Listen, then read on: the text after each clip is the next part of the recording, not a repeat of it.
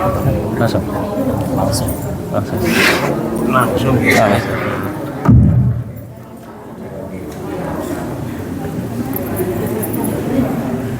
Mulai awal nggak ada ini, nggak ada mukadimah. الفاتحة أن الله يفتح علينا فتوح العارفين ويفقهون في الدين ويرزقون كمال الإخلاص واليقين وإلى العلماء العاملين المخلصين والأولياء والشهداء والصالحين وعلى جميع الوالدي الحاضرين أجمعين أن الله يرفع درجتهم في الجنة وإلى حضرة النبي المصطفى محمد صلى الله عليه وسلم خصوصا إلى شيخ عبد القدير الجيلاني قدس الله سره وخصوصا إلى شيخ الإمام الأول نبجي الرملي وخصوصا إلى شيخ الإمام بن عطاء الله السكندري قدس الله سره وإلى جميع مشايخ المؤمنين الذي قد بسم الله الرحمن الفاتحة أعوذ بالله من الشيطان الرجيم بسم الله الرحمن الرحيم الحمد لله رب العالمين الرحمن الرحيم مالك يوم الدين إياك نعبد وإياك نستعين اهدنا الصراط المستقيم صراط الذين أنعمت عليهم غير المغضوب عليهم ولا الضالين آمين. بسم الله الرحمن الرحيم. السلام عليكم ورحمة الله وبركاته.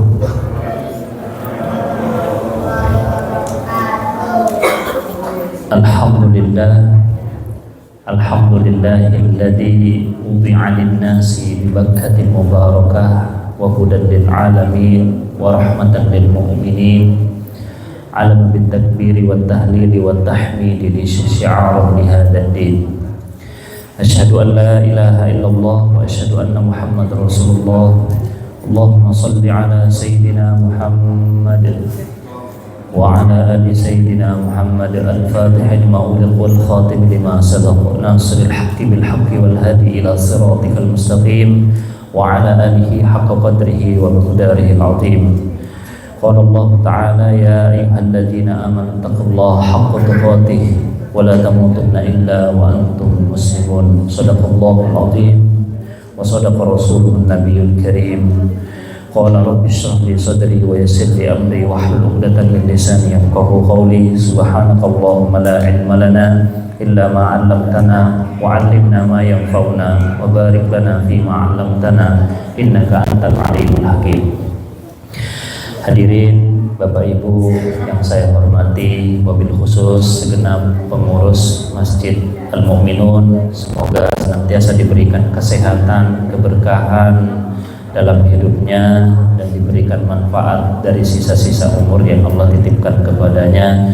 Dan wabil khusus untuk semua para hadirin hadirat yang hadir pada kesempatan ini, semoga Allah betul-betul memberikan petunjuk kepada kita sehingga kita dapat wafat dalam keadaan terbaik dan sehingga dosa-dosa kita pula diampuni oleh Allah Subhanahu wa taala dengan pengampunan yang terbaik. Amin ya rabbal alamin. Hadirin Bapak Ibu yang dimuliakan oleh Allah Subhanahu wa taala. Pertama dan yang paling utama, tiada hal yang paling wajib kita dawamkan dalam lisan ini kecuali kalimat syukur, yaitu alhamdulillah. Karena sampai detik ini ternyata Allah masih berikan kita kesempatan untuk hidup.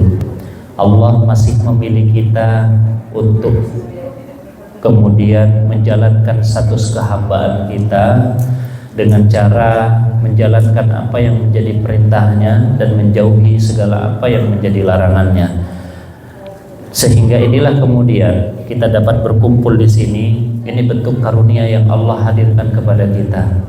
Barangkali amal ibadah kita belum betul-betul ikhlas, belum betul-betul lurus kepada Allah, maka Allah berikan sisa kesempatan akhir-akhir kehidupan ini untuk kita jadikan sebagai hikmah, sebagai bekal perjalanan, bahwa dengan satu keyakinan kita akan berpulang, kita akan wafat, kita akan meninggalkan dunia. Kehidupan dunia ini hanya sebentar singgah saja. Sebentar kemudian kita akan berpindah, tapi pastikan kita meninggalkan dunia ini dalam keadaan yang terbaik, dengan kenangan yang terbaik, dan semoga Allah anugerahkan itu semua. Amin ya rabbal alamin. Salawat serta salam selalu terlimpah curahkan kepada keharibaan baginda Nabi Muhammad sallallahu alaihi wasallam, Semoga beliau dan kita semua nanti dapat berkumpul di yaumil akhirah di dalam tempat yang terbaik, di dalam surganya Allah Subhanahu wa taala, dan kita diakui menjadi umat Rasulullah sallallahu alaihi wasallam. Allahumma shalli ala sayyidina Muhammad wa ala ali sayyidina Muhammad. Bismillah, untuk kajian pada malam hari ini mudah-mudahan kita bisa menyelesaikan. Ini ada 2 bab saya bawakan, yaitu tentang bab syukur dan bab istidraj, yang kemudian dibawakan oleh Imam Ibn Ubad Ar-Rundi. Ini dari Ronda, dari Malaga, yang kemudian mensyarah kitab Al-Hikam karangan Syekh Al-Imam Ibn Athaillah As-Sakandari. Apa yang disampaikan qala Imam Ibn Athaillah As-Sakandari pada sallallahu sirrahu, man lam yashkurin ni'am, siapa yang tidak bersyukur terhadap nikmat, faqad ta'arrada li zawaliha, sesungguhnya ia sudah terlepas daripada nikmat itu sendiri. Wa man syakaraha, siapa yang bersyukur atasnya, faqad qayyidaha biaqaha, maka sesungguhnya ia sudah menjadi pengikat daripada nikmat itu sendiri. Syukur ni'am mujibun li baqaiha wa ziyadatun minha, syukur terhadap nikmat itu adalah tanda kekalnya nikmat itu, menetapnya nikmat itu, dan bertambahnya nikmat itu. Wa kufraniha, sedangkan kufur atasnya, wa adama syukurha, dan tanpa bersyukur atasnya, mujibun li zawaliha wa infisaliha, sesungguhnya ia terlepas daripada yang bersyukur itu sendiri atau terlepas daripada pemiliknya. Qala Allah Ta'ala la in syakartum la azidannakum, kalau engkau bersyukur maka aku akan tambah. Maka ketika engkau bersyukur punya kekayaan, aku tambah kekayaanmu, itu maksud bahasanya. Kalau engkau punya kuasa, engkau bersyukur dengan kuasamu, aku tambah kuasamu. Kalau engkau punya jabatan, engkau bersyukur dengan jabatanmu, aku tambah jabatanmu. Kalau engkau bersyukur dengan istrimu, aku tambah bahagiamu, bukan tambah istrimu. Awas, aja, jangan salah ya.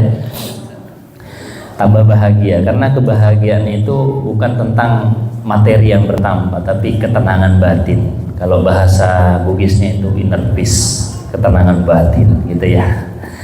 La in syakartum la azidannakum, kalau engkau bersyukur atas nikmatku, maka pasti aku akan tambah. Itu kan janji, itu ada harful qasam. Huruf qasamnya Allah di situ disampaikan. Kalau engkau betul-betul mensyukurinya, maka aku akan pasti tambah. Maka sebenarnya hidup ini adalah tentang kita bersyukur. Syukur itu sederhana.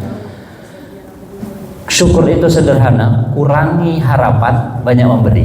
Nah itu, kurangi harapan, banyak memberi. Itu namanya konsep bersyukur. Karena syukur ini sudah dimaknai dalam bahasa Indonesia, artinya terima kasih. Habis nerima jangan lupa ngasih. Nah, itu kan ya. Kita kan nerima dari Allah. Nikmat mata melihat, nikmat kaki bisa jalan, nikmat kehidupan, nafas bolak-balik. Adakah satu makhluk yang bisa memberikan kita kehidupan? Gak ada. Adakah satu makhluk yang memberikan kita ketenangan dalam kehidupan? Gak ada. Maka sebenar-benarnya tempat kita bergantung ya saat kita baca sholat. Ketika sholat apa yang kita baca? Iyyaka na'budu wa iyyaka nasta'in. Kepadamu kami berhamba ya Allah. Karena memang kita adalah hamba dan Allah sebagai satu-satunya Tuhan kita. Dan itu menjadi bukti. Bahkan ketika kita sholat, apa yang kita baca saat pengikat di awal, inna sholati, sesungguhnya sholatku, wa mahyaya, hidupku, wa mamati lillahi rabbil alamin, hanya untuk engkau ya Allah. Tiada maksud lain dalam kehidupan ini kecuali hanya untuk engkau ya Allah. Maka orang-orang yang menjadikan tujuan kehidupannya bukan untuk Allah, itu adalah orang yang paling banyak sakit hatinya, paling banyak kecewanya. Orang yang paling banyak patah hati itu adalah mereka yang menyandarkan satu tujuan kepada manusia. Perhatikan, saat dia tidak dipuji, saat dia tidak disebut-sebut namanya, dia tidak akan melakukannya lagi. Bahkan orang-orang seperti ini, ia ketika melakukan sesuatu, ia punya merasa jasa besar di dalamnya. Kalau tidak ada saya, acara ini tidak akan bisa seperti ini. Kalau tidak ada saya, tidak bisa, mungkin bisa begini. Kalau tidak ada saya, pokoknya nggak bisa sukses. Perhatikan orang-orang seperti itu, kalau tidak disebut namanya, tidak diagung-agungkan, tidak dipuji, ia tidak akan kerjakan lagi. Itu adalah hati yang tidak stabil, adalah hati yang kemudian merasa bahwa dirinya lah yang satu-satu bisa membuat seperti itu. Padahal bisanya kita itu Allah yang membuat kita bisa. Maka kalimat zikirnya la haula wala quwata illa billahil aliyyil azim. Wa qala Allah ta'ala inna Allah la yughayyiru ma biqaumin hatta yughayyiru ma bi anfusihim. Tidak mungkin kita berubah dalam satu keadaan kecuali kita yang merubahnya. Bahkan dalam kaidah psikologi orang Arab, orang Barat itu menyebut sebagai law of attraction, hukum tarik menarik alam. Apa yang kau pikirkan tentang alam, alam akan berpikiran sama tentang dirimu. Ini kan sudah ada dalam hadis qudsi. Ana inda dzanni abdi bi. Saya sesuai dengan prasangka hambaku kepadaku. Maka inilah konsepnya. Kalau engkau tidak merubah dirimu, maka sesungguhnya tidak akan ada perubahan. Itulah kemudian ikhtiar yang terus kita lakukan, maka ujungnya adalah proses tawakal. Ini kemudian menjadi contoh. Lihat bagaimana Nabi Ibrahim. Nabi Ibrahim ini untuk mengaplikasikan bahasa syukurnya, beliau pertama menguatkan akar keimanannya, akar tauhidnya. Beliau dilahirkan di satu negeri namanya Babilonia. Babilonia ini adalah negeri Irak. Dulu ada satu negeri namanya Babilonia. Itu disebutkan di dalam Al-Quran surah Al-Baqarah. Wattaba'u ma tatlu syayatinu ala mulki Sulaiman wa ma kafara Sulaiman walakinna syayatina kafaru ila akhir ayat. Wanzal malaikatin, ada dua malaikat yang diturunkan Babila Harut wa Marut. Babila Harut wa Marut, di kota Babilonia itu turun dua malaikat namanya Harut dan Marut. Ternyata malaikat ini yang turun, dia hanya sekedar meminta kepada Allah, aku ingin mencoba rasanya jadi manusia. Ternyata ketika dia sudah menjadi manusia, dia tidak bisa menenggelamkan hawa nafsunya, malahan dia dikendarai oleh hawa nafsunya. Apa yang terjadi? Ternyata dia adalah malaikat yang pertama yang menyebarkan ilmu sihir. Apa ilmu sihirnya? Wa yatafarraqu bainal mar'i wa zawji. Mereka membuat sihir, yaitu memisahkan antara laki-laki dengan perempuan, suami dengan istri, istri dengan suami. Nah, itulah konsepnya. Kenapa perceraian sangat tidak disukai oleh Allah Subhanahu wa taala? Karena itu adalah mahkota tertingginya daripada iblis, dan itu menjadi luar biasa. Sihir yang pertama kali diturunkan ke dunia, bukan yang lain, bukan hal yang sholat, tapi memisahkan suami. Diturunkan di Babilonia. Banyak kemudian akhirnya turunlah, dilahirkan Nabi Ibrahim alaihi salatu wassalam, punya ayah. Perhatikan ayahnya. Ayahnya ini namanya Azar. Tapi ada yang menyebutkan di beberapa riwayat sejarah menyebutkan nama Azar ini bukan ayahnya tapi pamannya. Tapi lebih condong, banyak kemudian ulama condong kepada ayahnya. Ayahnya ini adalah seorang pembuat berhala. Membuat berhala. Berhala itu dia yang buat, lalu kemudian dia jual. Ketika kemudian ia selesai membuat berhala, ia minta kepada anaknya Ibrahim, "Hei Ibrahim, kau jual patungku." Karena Ibrahim ini taat kepada ayahnya, taat sekali sama ayahnya. Tapi ketika ada satu hal yang tidak enak dengan keinginan hatinya, ia akan tolak. Akhirnya, ini kan ayah saya, ya sudah, tetap aja dibawa tuh patung, dibawa ke pasar, dijual tuh patung. Berhala itu dijual. Apa bahasa Nabi Ibrahim? Jual berhala, siapa yang beli akan hancur hidupnya, siapa yang beli akan celaka hidupnya. Oh, didengar sama ayahnya. Engkau betul menjualnya seperti itu? Iya, katanya. Sampai kemudian keluar ayatnya di dalam Al-Quran surah Maryam. La illam tantahi la arjumannaka. Kalau engkau tidak berhenti dari apa yang kamu ucapkan itu, la arjumannaka, aku akan merajammu, aku akan melemparimu dengan batu. Wahjurni maliyah, pergilah dariku. Semenjak saat itulah pergi Nabi Ibrahim, menguatkan akar tauhidnya, karena ingin merubah satu bentuk keadaan kaumnya dengan merubah dirinya terlebih dahulu. Inilah kemudian konsepnya. Kalau kita ingin merubah keluar, ayo rubah ke dalam dulu. Maksudnya adalah apa? Kalau kita belum siap mungkin untuk bangun malam, sholat subuh, ayo jangan suka ngatur keluar. Karena ternyata yang paling berat itu bukan mengatur keluar, tapi ternyata mengatur ke dalam. Apa yang kita atur? Atur diri kita. Maka pesan kiai kami itu, kalau engkau suka sholat malam, maka ketika engkau melakukan dosa itu tidak mudah viral. Tapi ketika engkau tidak menjaga sholat malam, melakukan dosa itu mudah tersebar. Ini kalau orang yang suka menjaga sholat malam, dibuktikan Pak. kalau kita bangun sholat malam itu, jaga sholat malam kita, itu saat melakukan dosa di siang harinya tanpa sengaja, itu langsung mudah ditutupi aib kita oleh Allah. Tapi kalau tidak terjaga dengan itu, maka itu yang akan buat ketidakstabilan dalam kehidupan kita. Makanya sekarang pemimpin-pemimpin yang hebat itu adalah mereka yang bangun di tengah malam mengadu kepada Allah. Itu dulu yang dilakukan oleh para pemimpin terdahulu. Salah satunya Umar bin Abdul Aziz. Ketika beliau memimpin satu dinasti, yaitu dinasti Umayyah yang begitu luar biasa besar dinastinya, apa kata Umar bin Abdul Aziz ketika diberikan pemimpin?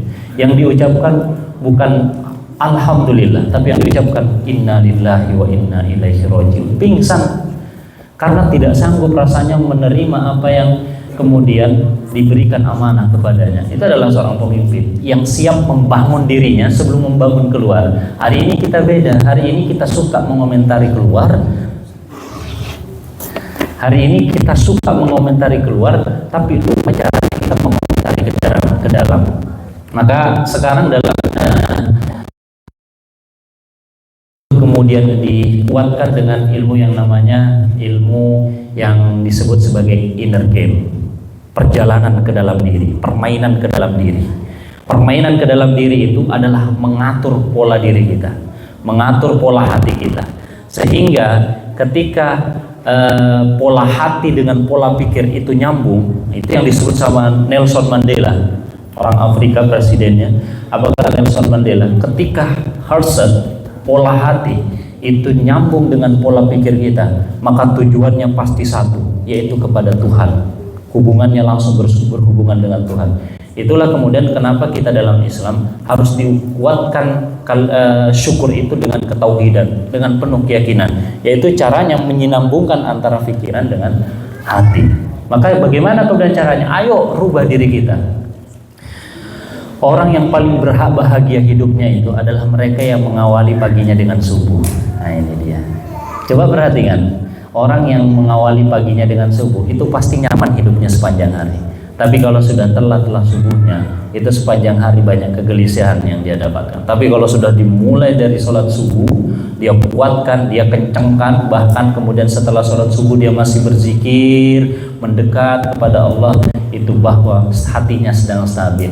Tapi kalau ada orang yang kemudian telat sholat subuh, bahkan tidak sholat subuh, yang merasa besok masih ada sholat subuh, besok masih ada, itu kondisi hatinya itu sudah tertutupi oleh dosa. Bahasa Al-Quran itu gini, kalla bal rona ala qulubihim, sekali-kali tidak, karena hatinya itu sudah tertutupi dengan dosa. Maka perhatikan, ketika kita asik dalam hal kemaksiatan tapi lupa dengan nikmat-nikmat Allah, hati-hati, barangkali itu nanti kita masuk pada konsep istidraj. Saya lanjutkan dulu. Wajtama'at hukama al-Arab wal-Ajam ala hadhihi al-lafdha faqalu asyukru qaidun ni'am. Bersepakat orang-orang Arab dan orang-orang Ajam menyebutkan bahwa lafaz ini menunjukkan bahwa syukur itu adalah pengikatnya nikmat. Syukur itu adalah tali yang mengikat daripada nikmat itu sendiri. Nikmat yang Allah datangkan kepada kita kan tidak bisa kita hitung banyaknya berapa. Nafas yang bolak-balik saja itu sebenarnya luar biasa banyaknya setiap hari. Kalau ada orang yang bilang kita nggak bekerja, nafas itu bekerja. Coba rasakan nafasnya bolak-balik, Pak. Nafas, ayo tarik nafas. Capek kan kalau kita hitung itu. Bahkan kalau kita hitung kedipan mata kita, capek kalau ngitung itu. Kalau kita ngerasakan, untungnya otomatis. Coba manual. Manual mata itu capek. Untungnya otomatis. Itu kerjanya nikmat, tapi jarang orang kemudian mensyukuri nikmat itu. Nikmat itu baru kemudian kita rasakan kalau sudah hilang. Contohnya apa? Ketika sakitlah lutut, barulah nikmat rasanya jalan. Kalau sudahlah sakit telinga, barulah nikmat rasanya mendengar. Kalau sakitlah mata melihat, barulah nikmat terasa. Maka betul yang diucapkan oleh Bang Haji Roma Irama, kalau sudah tiada baru terasa. Nah gitu ya. Kalau sudah pergi itu baru terasa. Maka jangan sampai suami kita pergi ya Bu ya. Nah, jangan sampai kita pergi dengan sikap kita. Nanti kita baru ternyata nikmatnya luar biasa ketika bersama dia. Kayak gitu ya. Sering-sering kita upgrade Bu. Mau tahu caranya mengupgrade cinta sama suami? Bu, saya kasih tahu caranya ya. Setiap pulang sholat Jumat, peluk, kemudian tanya, Pak, materi khutbah hari ini apa? Kalau nggak tahu Bu, berarti H2. Kalau nggak tidur, main karpet. Kemudian yang kedua, kalau mau upgrade itu ibadahnya panjang luar biasa. Pulang sholat subuh itu cium tangannya, peluk. Nah itu Pak juga ya, peluk istri kita. Pulang sholat Jumat itu bahkan disunahkan yang kita peluk itu adalah istri kita. Nah, itu kemudian menguatkan rasa syukur kita. Quyidun ni'am, sebagai pengikat nikmat itu sendiri.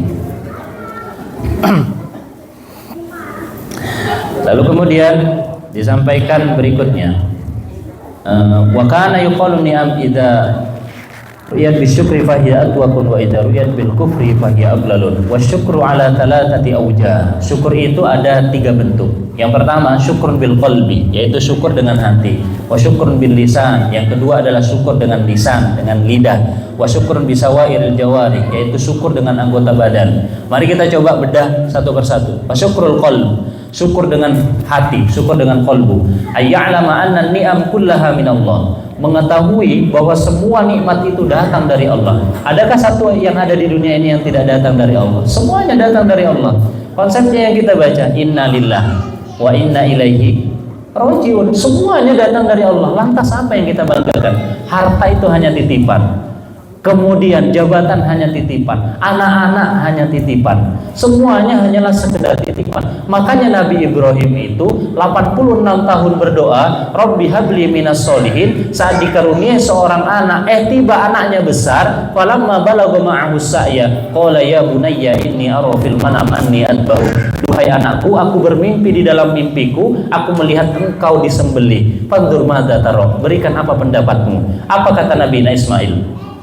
Qala ya abatif alma tu'mar satajiduni insyaallah minas sabirin. Duhai ayahku, lakukan apa yang menjadi perintah Allah, engkau akan menemui aku menjadi orang-orang sabar. Anaknya terdidik dengan baik karena istrinya juga terdidik dengan pendidikan yang terbaik. Apa konsepnya? Bagaimana Nabi Ibrahim itu punya istri yang terbaik? Ternyata istri keduanya itu Sayyidatuna Hajar itu yang mencari bukan Nabi Ibrahim, tapi yang mencari adalah Siti Saroh. Nah ini Pak ya, kalau mau cari istri yang kedua jangan cari sendiri, suruh istrinya yang carikan. Kalau cari sendiri perang gitu ya. Tapi kalau nggak disetujui ya sudah. Nabi Ibrahim itu begitu konsepnya. Ketika Sayyidatuna Hajar luar biasa, coba perhatikan. Sayyidatuna Hajar ketika diajak ke satu tempat, diajak oleh suaminya pergi. Diajak oleh suaminya pergi ke suatu tempat, dari Mesir pindah kemudian ke Palestina kemudian pergi suatu tempat yang gersang. Apa kata Sayyidatuna Hajar? Duhai suamiku, apakah ini perintah Allah? Apa kata Nabi Ibrahim? Iya, ini perintah Allah. Kalau perintah Allah saya akan jalani. Nah gitu, istri yang soleh itu gitu, diajak suaminya, apakah ini perintah Allah? Iya, ini perintah Allah. Nah gitu Bu ya, ditanya apakah ini perintah Allah? Iya. Kalau pertanyaannya adakah? Oh itu beda jawabannya itu. Ya. Ketika dia melahirkan seorang anak Nabi Ismail, dibawa ke suatu tempat yang gersang, tidak ada orang di sana, tumbuh-tumbuhan pun nggak ada yang hidup. Biwadin ghairu dzi zar'in inda baitikal muharram, tidak ada zar, tidak ada tumbuhan yang hidup di dalamnya. Ditaruh di satu tempat. Apa yang kemudian dilakukan? Ikhtiarnya panjang Sayyidatuna Hajar, luar biasa. Lihat satu bukit di Marwah ada air, balik ke Sofa. Di Sofa nggak ada, balik ke Marwah. Di Marwah nggak ada, balik ke Sofa. Sofa nggak ada, begitu seterusnya sampai kemudian menjadi isyarat syariat daripada umroh dan haji. Itu menunjukkan bahwa ayo ikhtiar dulu sebelum tawakal. Itu yang dilakukan. Cara bersyukur itu mengolahnya dengan cara ikhtiar. Ikhtiar kemudian dilakukan. Ternyata ya sepanjang ia melakukan, yang dicari jauh-jauh ternyata ada di telapak kakinya Nabi Ismail. Satu hentakan muncul air Zam-Zam. Kadang kita hidup gitu, mencari jauh-jauh, ternyata jodoh kita di tetangga kita, kan gitu ya. Ada kawan saya tuh ketika pergi di Surabaya, saya tanya mau kemana? Mau ke Surabaya. Cari apa? Cari kerja dan cari jodoh. Ketika sampai di Surabaya, dia ketemu jodohnya. Ternyata jodohnya tetangganya sendiri, gak jauh-jauh. Cari jauh-jauh. Itu artinya ayo ikhtiar dulu, lakukan dulu, usaha dulu. Nanti prosesnya adalah tawakal kepada Allah Subhanahu wa taala.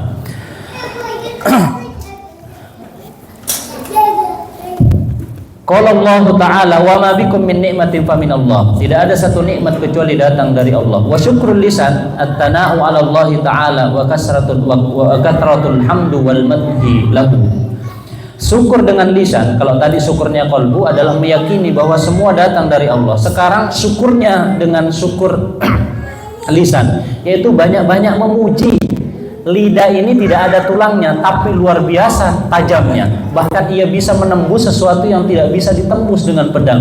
Itulah lidah. Maka caranya bagaimana mengolah lidah ini? Ayo banyak-banyak membasahi dengan kalimat zikrullah. Zikrullah, la ilaha illallah. Sampai kemudian nyaman nanti menafas bolak-balik, sebutannya adalah Allahu, Allahu, Allahu, Allah. Sampai nikmat. Bayangkan orang yang ketika ingat dengan Allah dalam keadaan segala apapun, pasti akan terjaga dari segala kemaksiatan. Nah, inilah konsepnya, bagaimana syukurnya lidah ini yang Allah titipkan kepada kita, itu betul-betul kita jaga. Karena memang lidah ini adalah sesuatu yang tidak bisa kita jaga, karena ia akan bergerak sesuai dengan perintah hawa nafsu kita. Maka paling berbahaya orang yang paling banyak dosanya adalah orang yang suka ngomong. Ke saya paling banyak dosanya di sini. Paling banyak ngomong. Betul kan? Orang yang paling banyak dosanya itu adalah orang yang paling banyak ngomongnya. Makanya bahasa Arabnya itu as-sumtu hikmatun. Diamlah, karena diam itu adalah bagian daripada hikmah. Makanya Bu, laki-laki itu kalau sudah diam itu tandanya banyak hikmahnya. Gitu ya. Lalu kemudian dilanjutkan banyak-banyak memujinya, wa yadkhulu fit tahaddus bin ni'am, maka banyak-banyak bertahadus menceritakan nikmat itu sendiri. Wa qala Umar bin Abdul Aziz radhiyallahu anhu, tadhakkarun ni'am fa in tadhakkuruha syukrun. Mengingatlah nikmat itu, karena mengingat nikmat itu adalah bagian daripada syukur. Wa min syukril lisan aidan syukrul wasa'id bitana'i 'alaiha wa du'a lahum. Wa bil hadis An-Nu'man bin Bashir radhiyallahu anhu anna Rasulullah sallallahu alaihi wasallam, sesungguhnya syukur lisan itu juga adalah syukur dengan memuji Allah Subhanahu wa taala dengan cara berdoa. Nah, ini. Kalau kemudian kita berdoa, doa kita belum diijabah oleh Allah, itu ternyata Allah suka mendengar suara kita. Serius. Di dalam satu hadis disebutkan, sesungguhnya Allah Subhanahu wa taala itu suka sekali dengan orang yang suka melirih dalam berdoa. Bayangkan Nabi Ibrahim itu 86 tahun berdoa. Kita baru berapa tahun berdoa sudah meminta untuk diijabah.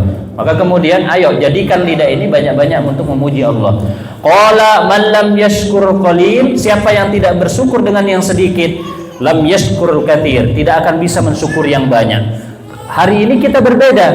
Ya Allah, nanti aja deh kalau saya kaya baru saya bersyukur. Nanti kalau dia kaya nggak bisa bersyukur. Maka karena konsepnya syukur yang sedikit, nanti ketika yang banyak engkau tambah bersyukur. Kita sekarang berbeda. Kalau nanti banyak baru bersyukur. Enggak, nanti kalau banyak maka semakin lupa. Contohnya siapa? Contohnya adalah Qarun. Qarun bagaimana miskinnya di dunia? Miskin sekali, minta didoakan sama Nabi Musa. Saat dia kaya, apa yang terjadi? Dia menyampaikan bahwa semua yang aku dapatkan ini dariku, dari usahaku, dari ilmuku, dari pengetahuanku. Akhirnya Allah tenggelamkan ia. Ketika ditenggelamkan, hartanya bukan di atas tanah, tapi dibalik ke dalam tanah. Sampai saat ini kalau kita nemukan harta, disebut harta karun. Wa man lam yashkurin nas lam yashkurullah. Siapa yang tidak bersyukur kepada manusia, maka dia tidak bisa berterima kasih kepada Allah. Wa Usama bin Zaid radhiyallahu anhu qala Rasulullah sallallahu alaihi wasallam, ashkurun nas Allahu ashkuruhum nas, wa sayatil kalam ala hadhihi al-ma'na fi akhir kitab insyaallah. Maka kemudian dimaknai nanti dalam akhir kitab ini. Ini ada hadis yang luar biasa yang disampaikan oleh Imam Abi Dawud. Ya. Wa ja'ala al-amal syukran wa ruwiya anna Nabi sallallahu alaihi wasallam annahu qama hatta intafaqat qadamahu. Nabi itu ketika melakukan sholat malam itu sampai kepalan kakinya. Ada kepalan kakinya, saking lamanya membaca ayat-ayat di dalam Al-Quran. Qadamahu. Faqila lahu, berkata sahabat, ya Rasulullah, duhai Rasul, Ya Rasulullah, ataf'ala hada, engkau melakukan seperti ini, faqad ghafarallahu ma taqaddama min dzambika wa ma ta'akhkhar. Sedangkan engkau sudah diampuni dosamu yang telah lalu dan yang akan datang, itu sudah diampuni oleh Allah. Apa yang disampaikan oleh Nabi Muhammad? Ini penting sekali poinnya di sini. Faqala afala akuna 'abdan syakura. Apakah aku enggak boleh menjadi hamba yang berterima kasih? Coba, ibadahnya Nabi itu sampai kakinya kepalang, sampai kemudian lama dalam berzikir, yang diucapkan satu saja, apakah dengan ibadahku ini aku nggak boleh bersyukur kepada Allah? Ternyata ibadahnya Nabi itu sudah sampai kepada syukur itu sendiri. Wasa'ala rajul Abi Hazim, bertanya seorang laki-laki kepada Abu Hazim radhiyallahu anhu, faqala masyukrul ainain, bagaimana syukurnya mata itu? Qala idza ra'aita bihima, kalau engkau melihat khairan, kebaikan, a'lan tahu, maka tebarkanlah, berikanlah, sebarkanlah kebaikan itu. Wa idza ra'aitahu bihima syarran, ketika engkau melihat sesuatu yang buruk, satar tahu, tutup. Hari ini kita beda. Kalau lihat kebaikan kita terima sendiri.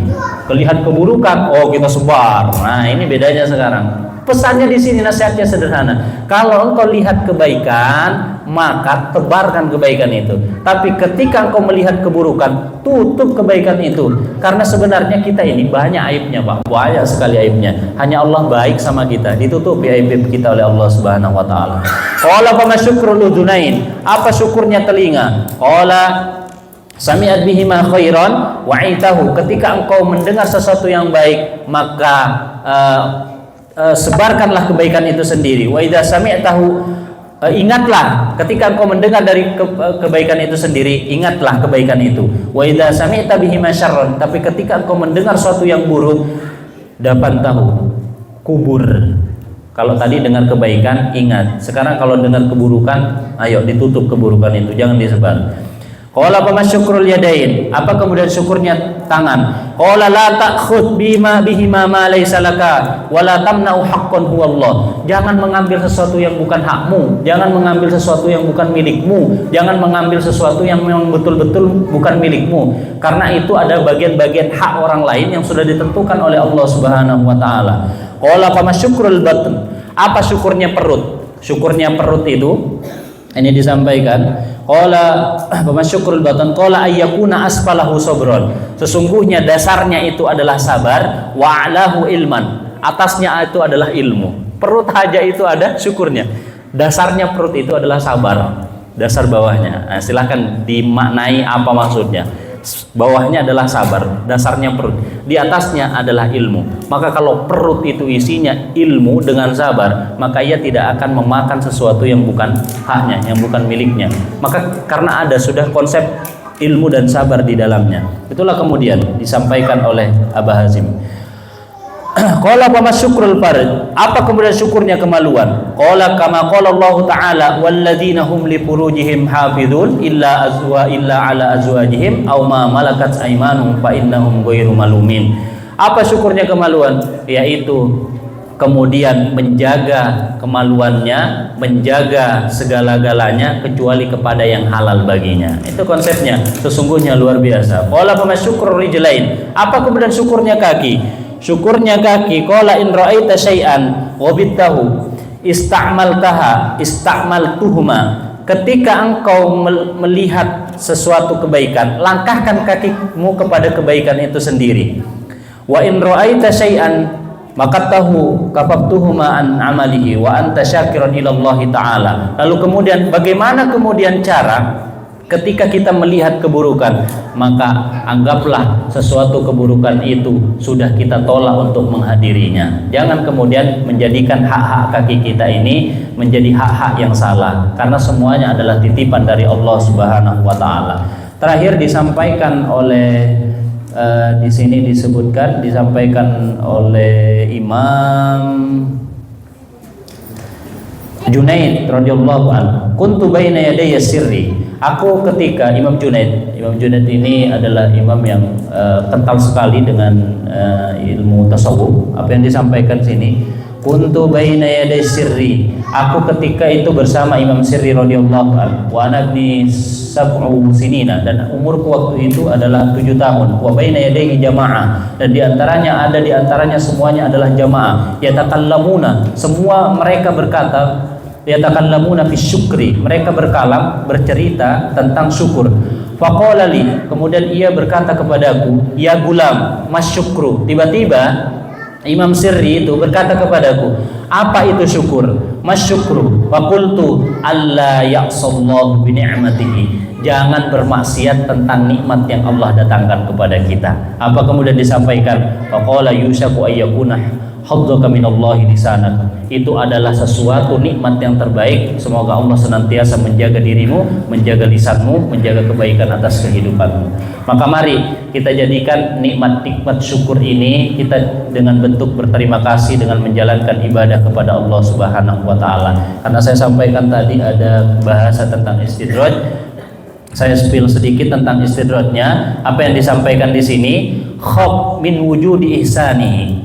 Tadi sambungannya, ketika orang tidak bisa bersyukur akan dihadirkan satu nikmat, namanya nikmat istidraj. Hati-hati kalau sudah sampai pada tahap ini. Apa yang disampaikan? Khaf, hati-hati, min wujudi ihsanihi, dengan kebaikan yang terus-menerus datang kepadamu, ilaika, kepadamu, wadawama isaatika, sedangkan engkau dalam keadaan terus-menerus melakukan maksiat. Ayyakuna dzalika istidrajan laka, hati-hati, barangkali itu adalah hukuman yang berangsur-angsur akan datang kepadamu, sebagaimana ayatnya di dalam Al-Quran, sanastadrijuhum min haitsu la ya'lamun. Maka berhati-hatilah, barangkali itu adalah sesuatu istidraj, penangguhan hukuman, dan sedangkan engkau tidak ketahuinya. Contohnya apa? Ada orang yang tidak sholat, rezekinya lancar. Ada orang yang tidak puasa, anak-anaknya sehat. Ada orang yang tidak zakat, hartanya berlimpah. Hati-hati, itu barangkali adalah istidraj yang Allah datangkan kepadamu. Maka berhati-hatilah ketika datang nikmat, tidak datang nikmatnya ibadah, itulah nikmat berselimutkan laknat, bukan nikmat berselimutkan rahmat.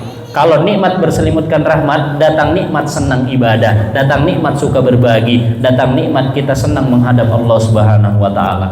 Itu saja yang bisa saya sampaikan tentang syukur dengan istidraj. Semoga kita betul-betul dapat menjadikan diri kita orang-orang yang pandai berterima kasih kepada Allah dan berhati-hati terhadap nikmat yang terus-menerus datang kepada kita, sedangkan kita mungkin dalam keadaan masih bermaksiat, dalam keadaan lalai. Maka diperingatkan oleh Allah, hati-hati, wa sanastadrijuhum min haitsu la ya'lamun. Nanti orang-orang seperti itu, wa umli lahum, diulur dia, inna kaidi matin, sedangkan mereka dalam keadaan mengetahuinya.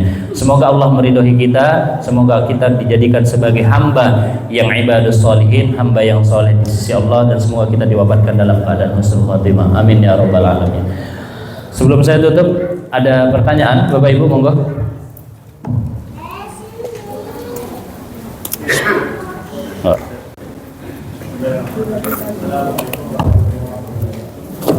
Selamat.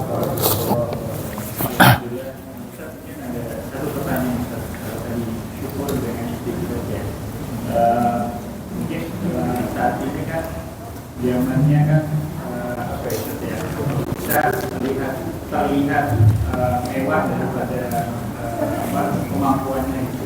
Ya. Tadi kita bicara terkait dengan amalan apa yang bisa membuat kita tidak tergiur dengan apa ya, bisa dibilang itu kemewahan dan kemegahan dunia. Baik.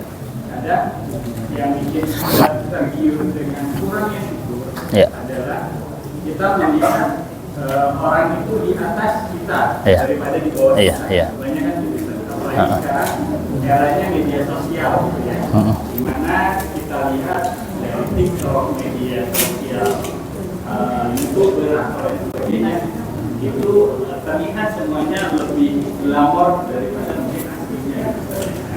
Mungkin dari kita, amalan apa yang dapat membuat kita bersyukur atas, atau bahasa kita bersyukur ya, atas apa yang sudah diberikan Allah pada kita, dan kita tidak hasad apa yang orang itu yang ada dari orang itu. Ini adalah dari saya. Assalamualaikum warahmatullahi wabarakatuh. Assalamualaikum warahmatullahi wabarakatuh. Innamal hayatud dunya la'ib. Itu kalimat yang indah sekali di dalam Al-Quran. Sesungguhnya hidup ini hanyalah permainan, tapi jangan dibuat main-main. Ujung ayatnya itu mata'ul gurur. Dunia ini hanyalah bersifat tipuan belaka. Makanya viral tuh, dunia tipu-tipu kan gitu ya Pak. Dunia itu tempat banyak pencitraan, banyak sekali pencitraan. Serius, banyak sekali pencitraan. Tidak hanya didera oleh masyarakat awam, bahkan orang-orang berilmu pun ini sudah sampai pada tahap pencitraan. Bahkan ustadz-ustadz pun sudah sampai pada tahap pencitraan. Dulu bahkan ada namanya Bal'am. Bal'am dari kalangan Bani Israel ini, dia hebat, ilmunya luar biasa.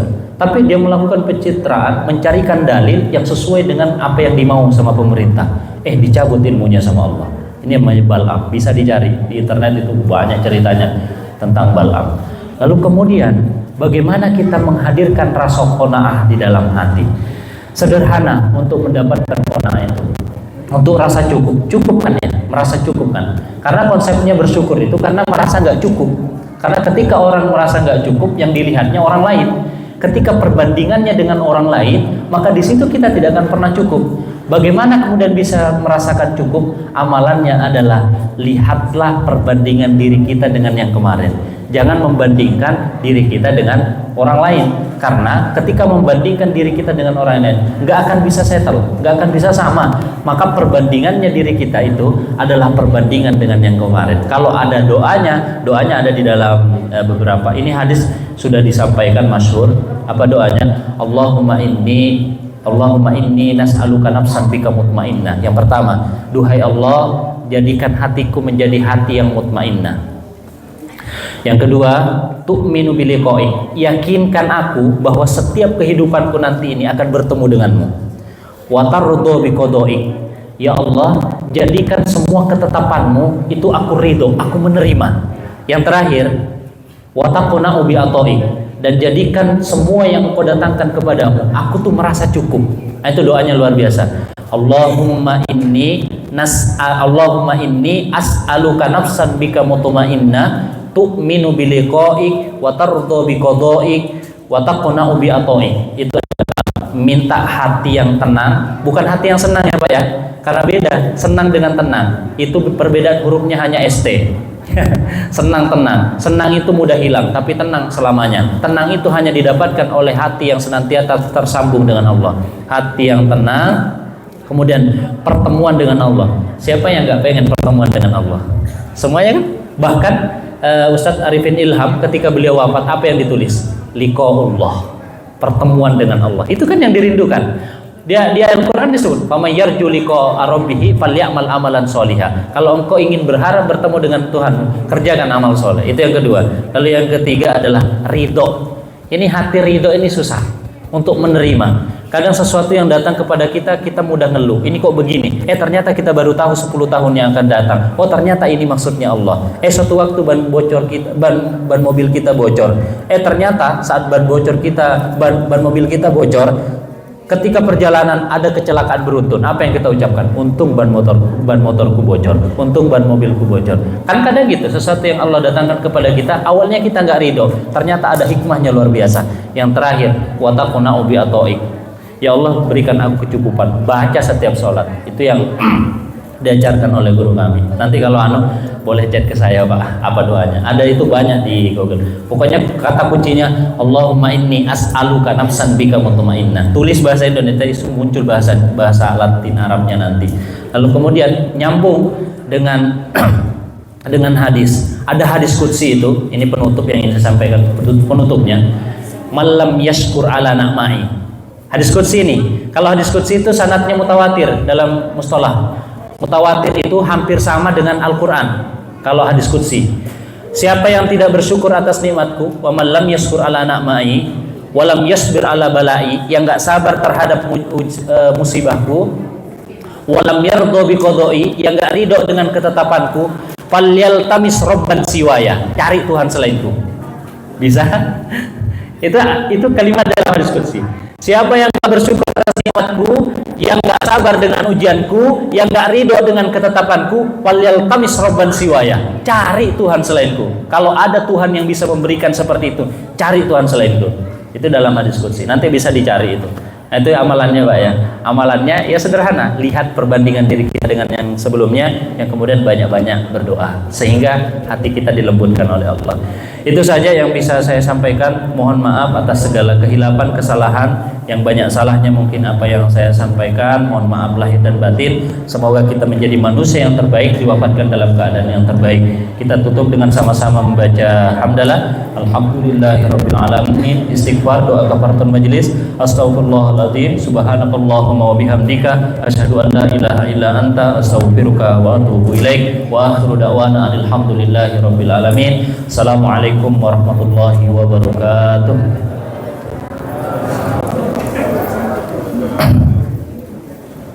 Taqabbalallahu minkum.